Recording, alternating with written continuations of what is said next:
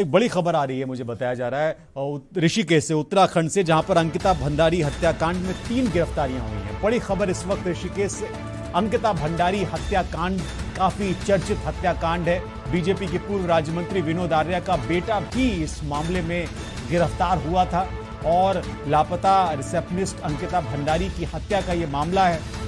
इस मामले में 3 लोगों को इस समय गिरफ्तार किया गया है। परिवार ने आरोपियों के ऊपर जो बातें कही थी वो कहीं ना कहीं सही साबित हुई और इस पूरे मामले में एक लंबी लड़ाई लड़नी पड़ी अंकिता भंडारी के परिवार को, क्योंकि ये रसूखदार लोगों से जुड़ा हुआ मसला था।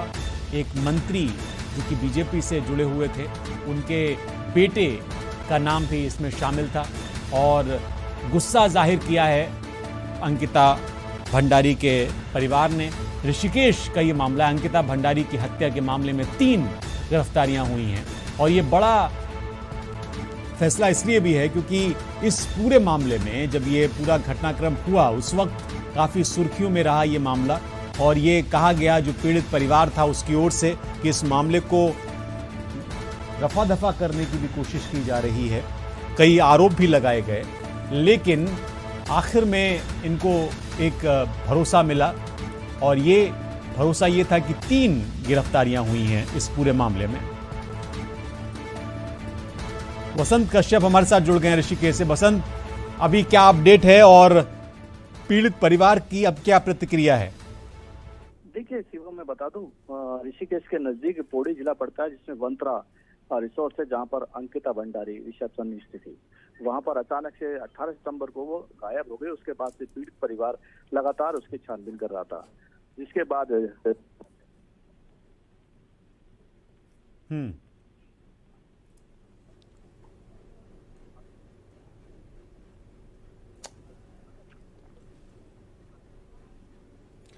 बसंत, क्या आप सुन पा रहे हैं?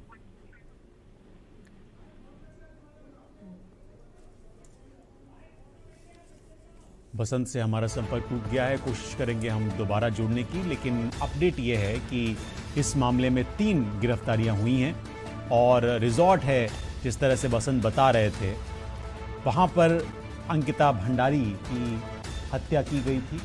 इसमें एक बीजेपी के मंत्री हैं, उनका बेटा भी, विनोद आर्या राज्य मंत्री थे, पूर्व राज्य मंत्री, उनका बेटा भी शामिल था और इस मामले में उनका भी नाम बताया गया। और अब जब 3 गिरफ्तारियां हुई हैं तो पीड़ित परिवार ने राहत की सांस जरूर ली, लेकिन एक लंबी लड़ाई लड़नी पड़ी पीड़ित परिवार को इंसाफ दिलाने के लिए अंकिता भंडारी को। और इस हत्याकांड के बाद देवभूमि में सरकार के ऊपर भी प्रश्न उठे, पुलिस प्रशासन के ऊपर भी प्रश्न उठे, लेकिन आखिर में कानून की जीत हुई और पीड़ित परिवार खुश भी है। ये तस्वीर हम आपको दिखा रहे हैं, तमाम महिलाएं पहुंची उस वक्त की ये तस्वीरें हैं जब ये गिरफ्तारियां हुई। एक नाराज़गी है ये पीड़ित परिवार में, क्योंकि इस तरह से इस लड़की का कत्ल कर दिया गया बेरहमी के साथ। और जब ये गिरफ्तारियां हुई तो उसके बाद ये तमाम महिलाएं अंकिता भंडारी